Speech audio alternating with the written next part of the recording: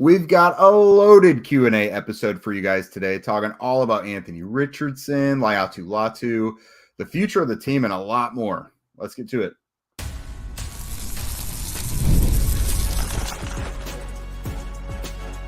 You are Locked On Colts, your daily Indianapolis Colts podcast.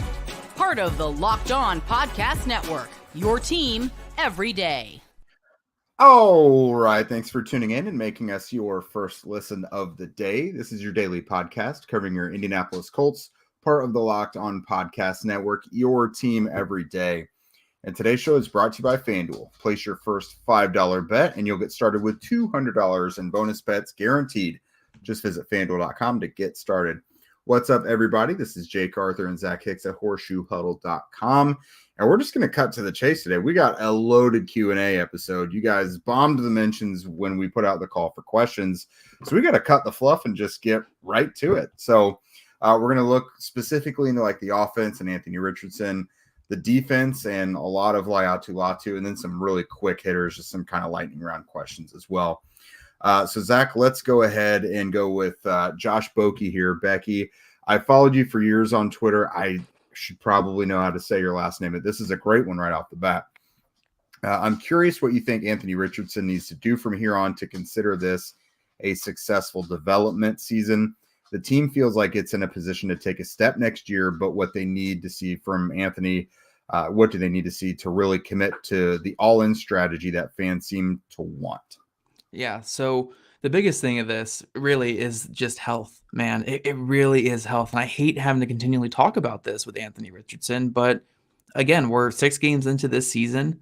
He's played in 3-ish of them, a little over 3 of the games after only playing in 4 last year. Like, we just need to see more out of him. We need to see him on the football field. But let's say he does play the rest of the season, uninjured the rest of the year, goes out there against the Dolphins this week, and then plays the rest of the year. What you really need to see from him is just positive progression in those areas that he has struggled in. So we need to cut down the turnovers the rest of the season. The turnovers that weren't an issue really last year have really reared their ugly head this season, especially with the overthrows, just cutting down the overthrows in general, and then showing, like, it doesn't have to be a Jordan Love second half of 2023 type of ascendance, into this upper echelon of quarterback play, but it needs to be positive steps. Like, again, his end of the year stats don't need to be 30 touchdowns and 10 picks and be something crazy, but you want to see him taking those positive steps and see, like, hey, maybe over the last month of the season, Richardson really hit his stride and was ready to go. And,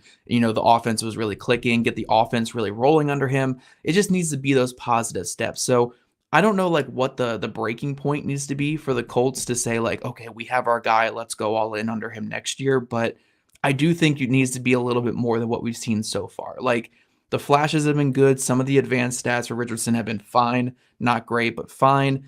And I do think there are some positive things to lean on. But if this year finishes with like the information that we have now, like, say the rest of the year goes the way that the year started for Richardson, I don't know if that's enough to go all in around him because he still seems a bit far away. So it needs to be better than what it's at right now.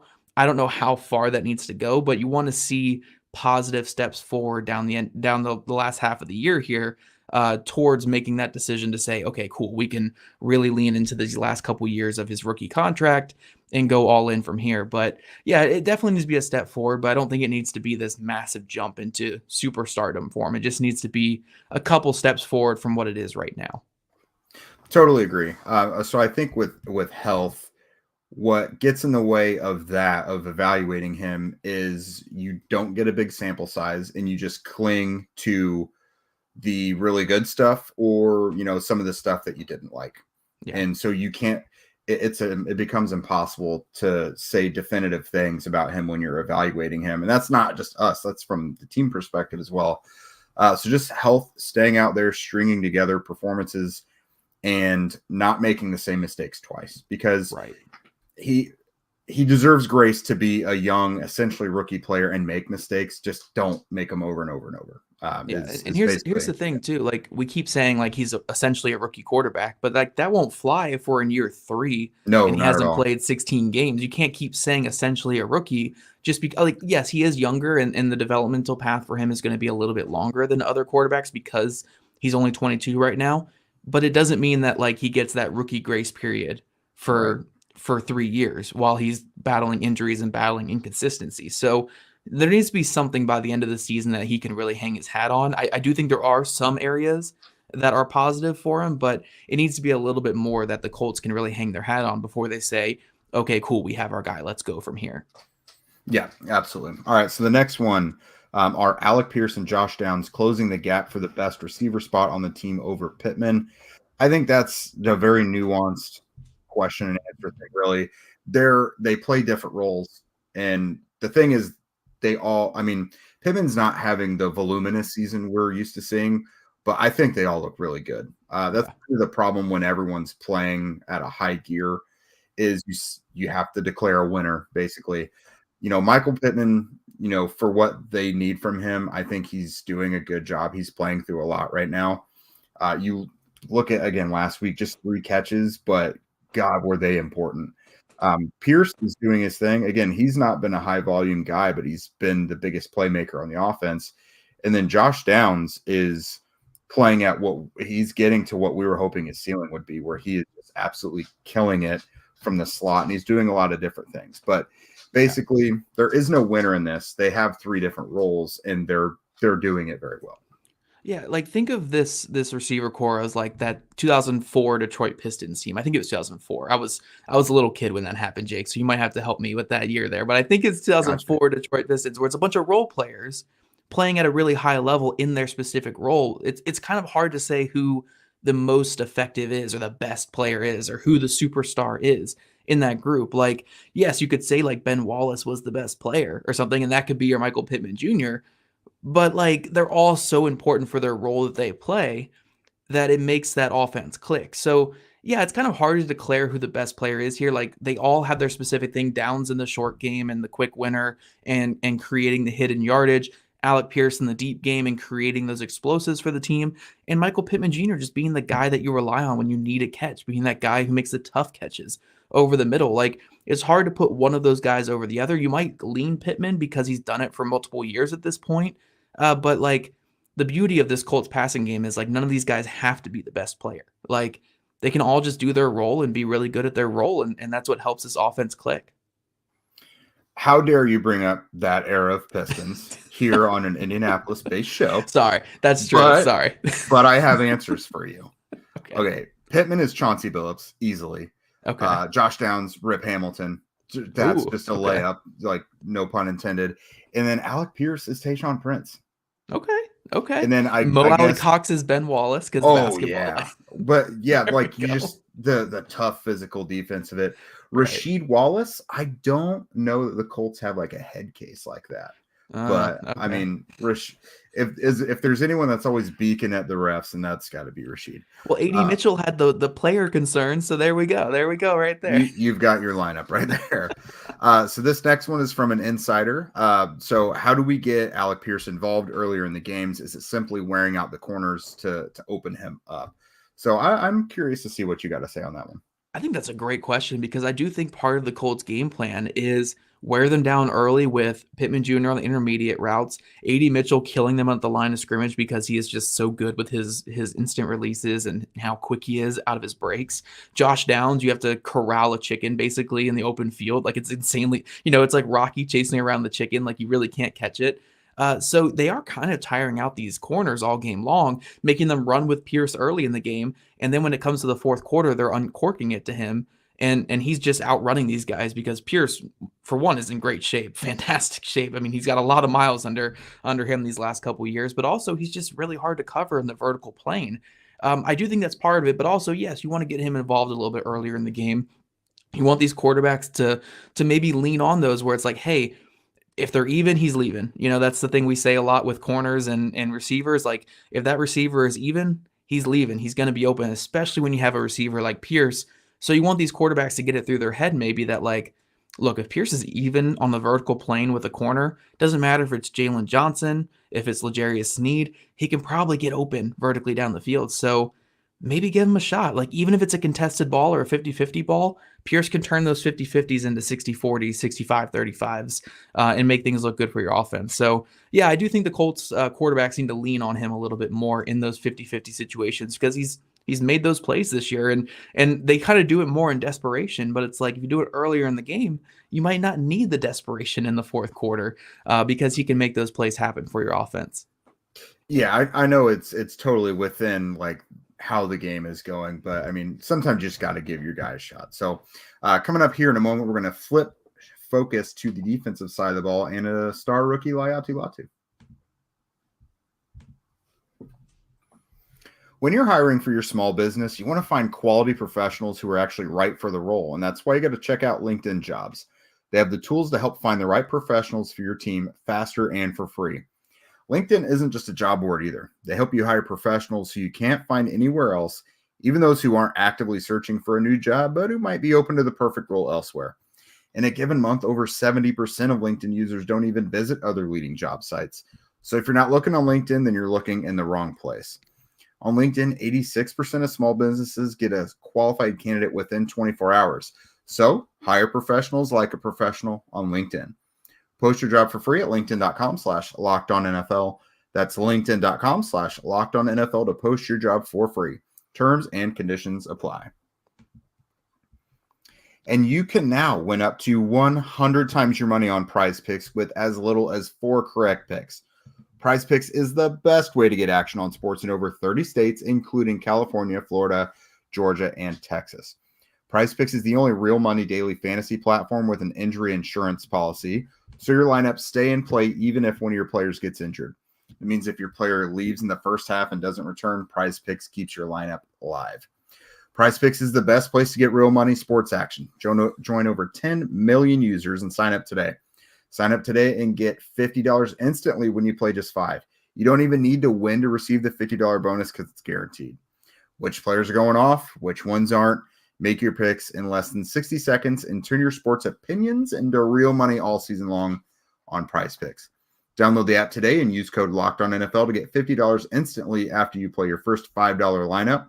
That's Locked On NFL to get $50 instantly after you play your first $5 lineup. Prize Picks. Run your game. All right, next up is from our friend at UK Colts fan from Twitter. Thoughts on the linebacker play this season? With EJ Speed coming up to free agency this offseason, would you re-sign him? Do the Colts need to start looking at upgrades on Zaire Franklin? Yeah, this is something that we've kind of danced around a lot on this podcast this season because it's just hasn't been a main topic to talk about. But when we look at this Colts defense this season, the secondary play has been fine. Like, if not better than fine in some of these cases, like with Womack and Kenny and even Nick Cross at times this year. Like, we've gotten really good play out of the secondary this season. Defensive line is really banged up. It hasn't been perfect, but the edge rushers have been pretty good. Grover Stewart's been really good. So where is the issue on this Colts defense? For my money, a lot of it really is in the linebackers. Like, Gus Bradley even kind of alluded to it the other day in one of his press conferences. He said, like, Zaire Franklin's got a lot of responsibilities there, but, we got to see the play bounce, a little bit better and stuff like that. Like, he kind of alluded to that. And that's kind of the thing with these linebackers where they've had good moments. They've had some really, really highlight plays. Speed had a couple good moments in the first half against Jacksonville. Zaire Franklin's had a couple really big stops early in the season, like the 4th down stop against the Pittsburgh Steelers. But it simply hasn't been good enough for this defense. And when you are seeing these long runs, a lot of them are missed tackles from the linebackers or misreads by the linebackers. When you're seeing plays where, there were multiple plays in this past game where it's like Grover Stewart is 6 yards in the backfield. Why is this running play going for 15? There is no excuse for that. Like, when you're getting that much vertical penetration from your nose tackle, why is there not someone to clean that play up? And a lot of it is backfield motion screwing with the reads of the linebackers, and they're just not filling against the run like they should be. So, yeah, I do think it kind of like we're 6 games in. It's early in the season. These two are veteran guys who are paid to be playing better than what they're playing. I do think at the end of the year we'll have a conversation about Speed being re-signed. As of right now, I think Carlisle probably should be the guy next year over him. Maybe you have an argument for playing Carlisle over Speed right now. And then for Franklin, I think Franklin's probably the better of the two because he's a little bit better in coverage, but again, he's had his struggles this year too. So yeah, I do think linebacker play is a big issue for the Colts right now. And I'm curious to see what happens going forward, because if their linebacker play can get up to adequate the rest of the season, I think they can be a pretty good, like a pretty average defense. I don't want to say good defense because we're dealing with a lot of variables here on this defense, but I think they can be a fairly adequate defense with better linebacker play. It's just right now they're not getting enough out of that unit in terms of coverage or run defense, which was something that was their bread and butter in the past. Was at least their run defense was good, even if their coverage was lacking. Right now, both of those areas have not been good enough from these two. So we might need to see some changes, or hopefully these guys can bounce back to what we know they're capable of playing. Yeah, the Colts had a good thing going, for the first several years of the Chris Ballard era with their linebackers, like drafting a really good developmental one. And then when it was time for one of the starters to move on in free agency, they replaced him. Honestly, the Colts history with that goes back to the Peyton Manning era. What you got to avoid potentially, if the Colts be honest with themselves and it gets to that point, don't let money and past reputation dictate what you're doing. Like if Jalen Carlisle looks like a star, don't have the Shaq Leonard, Bobby Okereke thing come back up. I know there was so much nuance to that, but right. You know what I'm getting at. Yeah. Just don't let what's happened in the past with a certain player, just look for what's probably better for the future of the team. And to the Colts' credit, this was around the time last year they benched Shaquille Leonard, because it clearly was getting to the point where it wasn't going to bounce back. So it kind of leads to the next question here, where someone asked, what's your opinion on Carlisle's play this year, and do you think it can impact EJ Speed being re-signed? Again, I'm not saying this is what I would do right now, but I'm not saying it's off the table, and that is starting Carlisle over Speed, or at least giving Carlisle some more passing down work, because Carlisle has not gotten any passing down work this season. He's been mostly their third linebacker in base. And what you're really seeing from the Colts is, look, Jalen Carlisle is playing so good right now that they're going more base than most teams are this year. They're doing a lot of base defense stuff. And part of that was because their run defense was so bad the first couple of weeks that they're overcorrecting a little bit. But also, Carlisle is playing some really good football. So maybe on passing downs, you got to get Carlisle out there over a guy like Speed, who, for the most part in his career, has always kind of looked lost in coverage. Maybe a Carlisle can be an upgrade in pass game. I'm curious to see what the Colts do from here, because they have shown the ability to pull the trigger in the past. They benched Shaquille Leonard last year. They released Dallas Flowers after that Jaguars game. They do make these moves. So maybe Carlisle in place of Speed on some downs is something that could happen in the future. I think so too. I mean, there is precedent for it. I mean, we'll see. We'll see how it goes. But I don't want to roll past this next topic too much. So we have 3 or 4 questions on Latu. So we'll go ahead and just kind of encompass his situation altogether. So thoughts on Laiatu Latu so far? He shined a bit early in the season, but we haven't seen much out of him in the past few weeks. This person is having some FOMO on Brock Bowers and Brian Thomas Jr. Fair. And then what does Laiatu Latu need to improve on to take his game to the next level? I think he needs more power in his rushes and more of an inside move. And then another one from an insider: as Laiatu Latu stacks up pressures, what does he need to do to finish with sacks rather than just those pressures? Is it just getting DeForest Buckner back on the field? This wasn't even all the Laiatu Latu questions. Many questions that before we recorded, I wrote up a whole article on it. So once my editor, Jake Arthur, gets to it after the show, we'll get that article up for you guys. But here's what I want to say about Laiatu Latu. And again, I cover a lot of it in the article. Laiatu Latu has played fairly well this season. It hasn't been fantastic by any means. He needs to finish some of these plays. I mean, you look back at that Chicago game, he had 4 missed sack opportunities against Caleb Williams, a couple against Justin Fields as well that he could have finished. Had 2 QB hits this past game where half a second later with the ball in Levis's hand, they become sacks. So he has been close, but when you look at what he's done, again, 16% pass rush win rate according to Pro Football Focus. That's the most in the Chris Ballard era from an edge rusher since all the way back in Jabal Sheard's season in 2017. He's been playing some good football. He's been winning his pass rush reps. There are some areas that he can get better. He needs to be better against chips. There are a lot of times where a lot of these chips off the edge are knocking him way out of the play, where if he can be a little bit stronger against them, he can still be involved in the rush despite being chipped. So there are things that he can do, but he's winning his rush reps. He's getting past the tackle. The interior defensive line rush hasn't been good enough lately, and I think that's leading to the Colts not getting enough sacks, where it's you'll see Quiddy and Latu get off the edge and beat their guy. And then the quarterback will step up because Taven Bryan and Grover Stewart are not getting there. Or on base downs, I mean, gosh, we're having Brian, Raekwon Davis, and Adam Gotsis out there. Like, these guys are not going to get there on base downs, So I think that plays into it a little bit. So I do think Latu is kind of a positive regression candidate in the second half of the season in terms of like this guy's winning a lot of rush reps. Like his pass rush win rate right now is higher than TJ Watt's. It's higher than Khalil Mack's. It's higher than Will Anderson Jr.'s. And Will Anderson has 6 sacks this season. And Latu's winning more rush reps than he is. So yeah, I think Latu will be fine. I think the main issue right now is, and again, we had high expectations for Latu. So maybe part of it is us having too high expectations too. But when he was drafted, he was supposed to come in here and be like a pass rush only sub package player behind Ebukam, behind Kwity Paye, behind Dio Dangbo, behind Taekwon Lewis even. And you're going to have NASCAR sets with him, Dio, Buckner, and Kwity or Ebukam, like all these guys kind of rotating in and having a lot of good pass rushers. And now we're in week 6, and a lot of these games have been, on base downs. You're having Latu out there with Gotsis and Taven Bryan and Grover, and he's the only one who can win a pass rush rep there. So they're going to chip him, obviously, on base downs. And then you get to third down, and even in those NASCAR sets, you're getting Dio off the edge, you're getting Latu off the edge, and you're getting Taven Bryan and Adetomi maybe on the interior. Like, you're not really getting Dio even on the interior at this point because of injuries and because of other things. So I do think part of this is like we're putting a lot of pressure on this young kid to be the best pass rusher in a unit where he really wasn't going to be the best guy this year. So I do think when they get like Buckner back, when they get Lewis back, Paye's back out there, and Latu already looked better with Paye back out there and Dio Dangbo out there this past week. So I'm not concerned long term. Like he's doing good in the advanced metrics. He's winning his rushes. He's creating pressures. He just needs to finish more plays. He needs to be a little bit stronger against chips. But overall, Laiatu Latu's been fine this year. I'm not terribly concerned. Jacksonville game was really the only concerning one, but that was concerning for every single player on the defense. So yeah. It's hard for me really to hold that one in particular against him when he's been very good in every other game. So not really too concerned about Laiatu Latu. I get it. Only 1 sack through 6 games.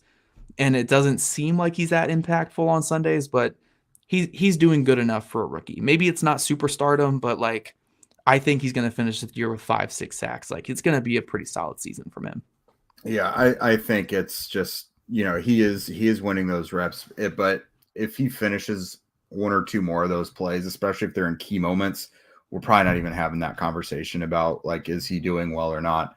But also like the role he was supposed to play was to have full juice in a liberal handful of plays per game. There is an unreal amount of injuries, and he's having to play against the run. He's having to play like a huge role. Like he's just not got the gas that he was supposed to have because really an unprecedented amount of injuries at defensive end. I mean, Ebukam, Paye, Dio just left the game. He has the hamstring. Lewis, Taekwon, everyone's hurt. Like Latu's the only one. Latu's even gotten hurt, but he's like it's just crazy. I think it'll calm down a little bit. But yes, having Buckner back will help. Coming up next, we're going to be pretty rapid fire with these next one. That's the lightning round. NFL fans, you can start this season with a big return on FanDuel, America's #1 sportsbook. So you need to get a hunch in the middle of the game. You can check out the latest stats, view live play-by-play, and so much more on the same page where you place your bets. You'll get started with $200 in bonus bets guaranteed when you place your first $5 bet. FanDuel for this week has the Colts at 3.5-point favorites with a 43.5-point over-under for total.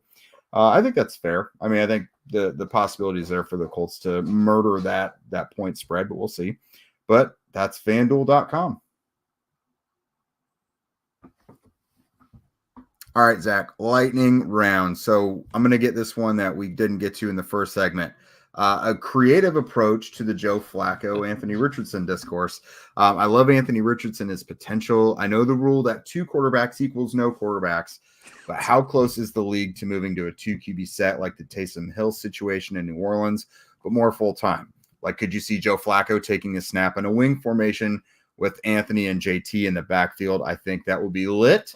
But I also don't really watch film, so ...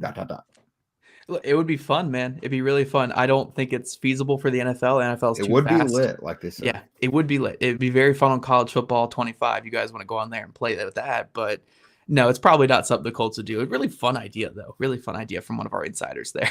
I like it. Yeah. All right. So with the recent trades over the last few days, because the NFL has been really buzzing, and more to come, do you see the Colts doing anything before the trade deadline? Which I think they extended it a week, so it's like in the first week of November. Yeah. It normally is like at the very end of October, but it's one more week. I want to say it's like November 5th, but I don't have a calendar in front of me.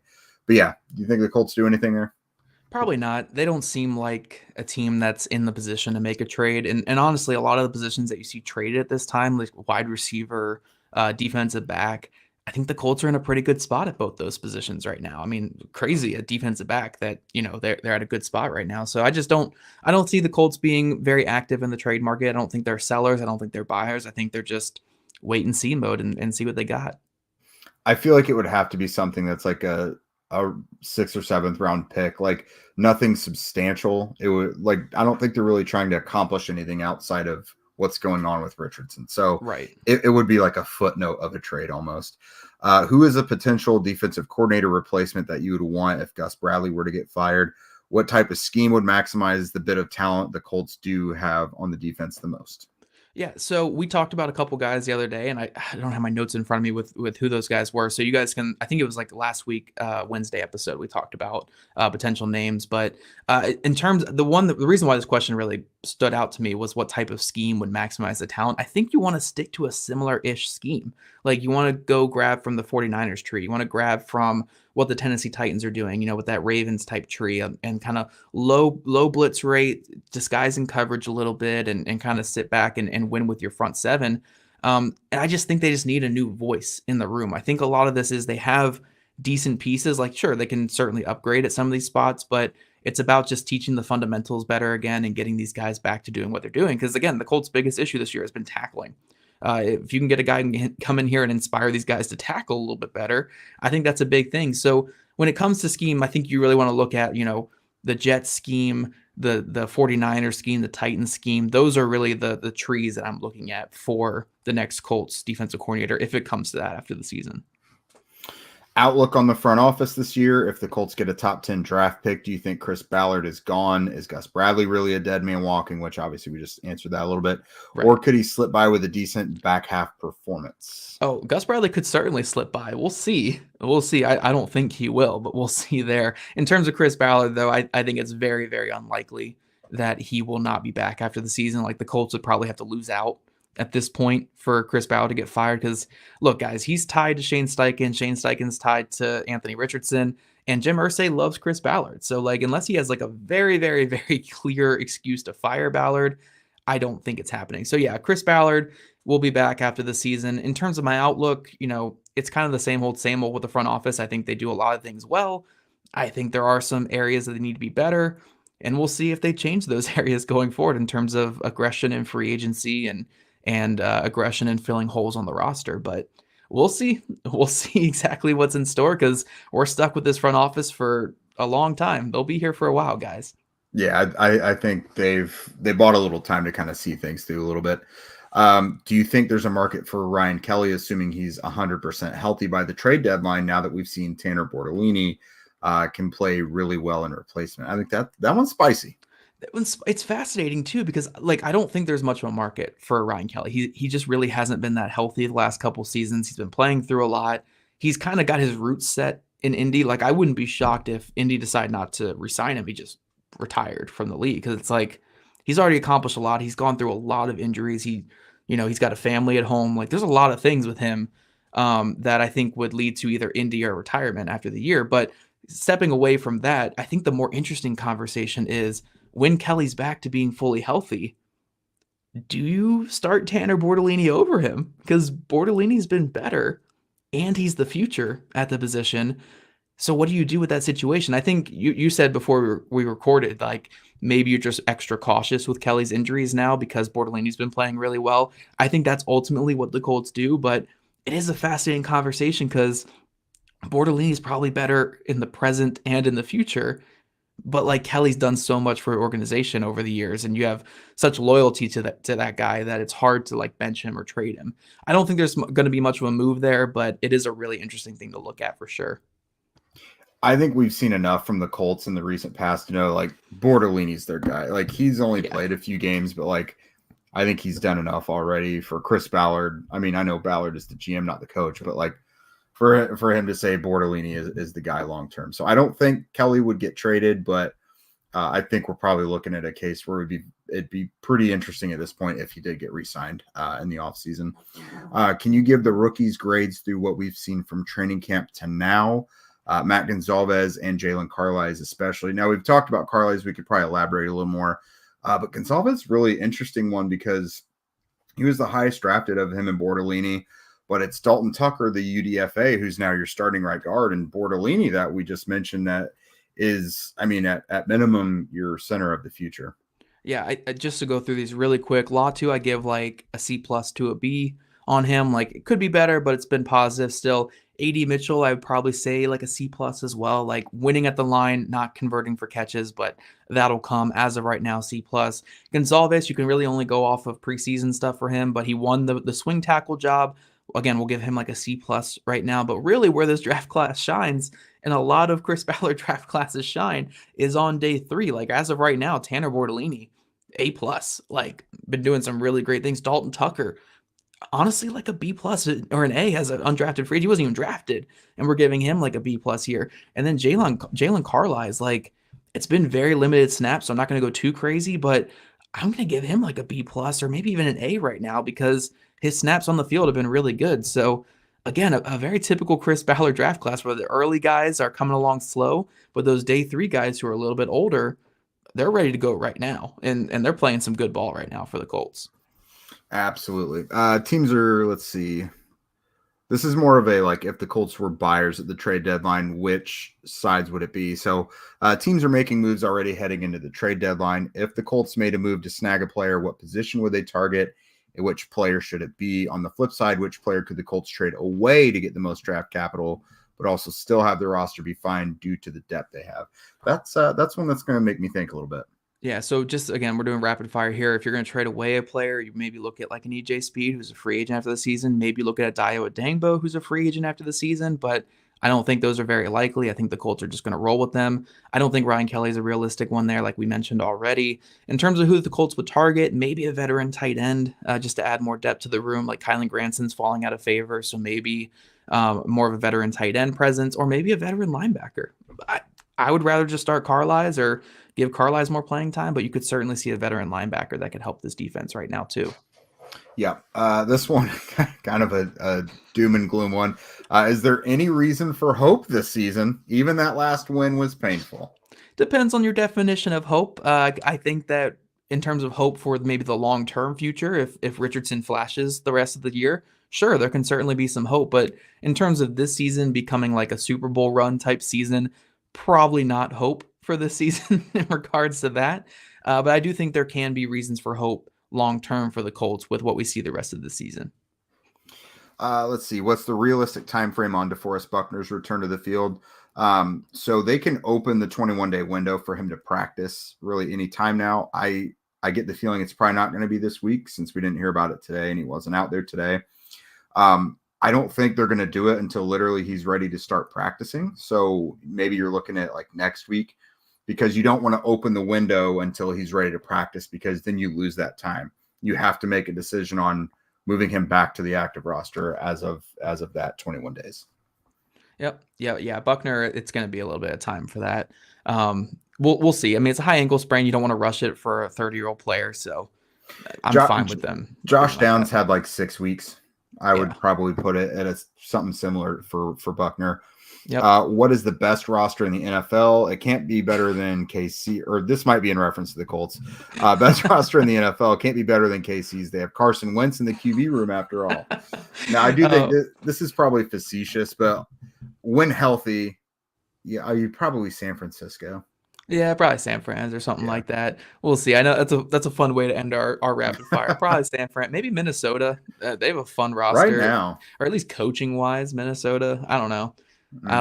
We'll leave that to you guys in the comments there. But That was our rapid fire. I know we went a little bit long today, but you guys spammed me with like 70 questions, so we had to do our best to get a lot of them in here. We really appreciate it. We love you guys for sending in your questions. And again, if you guys want to get your questions to take priority on episodes like this, become a Locked On Colts insider and chat with us directly and get that insider scoop, and follow the link in our show notes. But we want to thank you guys for making Locked On Colts your first listen today. Now for your second listen, go find the new Locked On NFL with 2 shows every day. First, the Madman Tyler Rowland kicks off your morning with a double shot of NFL espresso, and then stop by the barbershop with Tony Wiggins for some real NFL talk. Find Locked On NFL on YouTube, wherever you listen to your podcast. If you guys don't already, make sure you're following at Locked On Colts, at Jake Arthur NFL, and at Zach Hicks 2, all on Twitter. Also subscribe to us on YouTube, wherever you listen to your podcast. We love your guys' ratings and reviews, and we'll catch you guys back here tomorrow for Crossover Thursday.